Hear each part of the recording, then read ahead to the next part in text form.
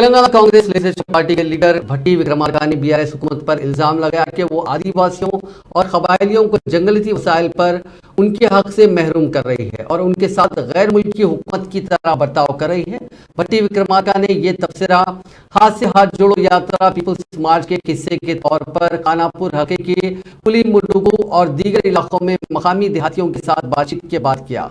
उनकी यात्रा इतवार के रोज चौथे रोज में दाखिल हो गई। उन्होंने इतवार की सुबह इंद्रवैली से अपनी पदयात्रा शुरू की और पुलुमुडुगु गांव में उनका पुरतपाक रिवायती इस्तकबाल किया गया।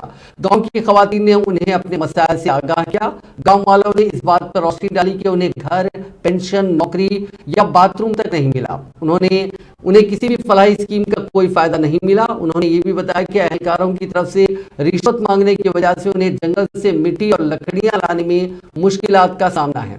भट्टी विक्रमार्का ने गांव वालों को यकीन दिलाया कि कांग्रेस पार्टी जल्द इख्तिदार में आएगी और वो कबायलियों और आदिवासियों को दरपेश तमाम मसाइल को हल करेगी।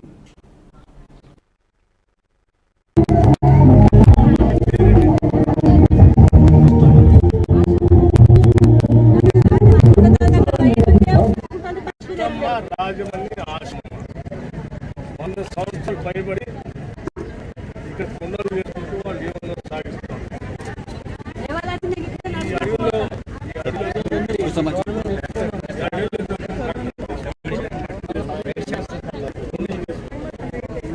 అదే వాళ్ళ జీవనం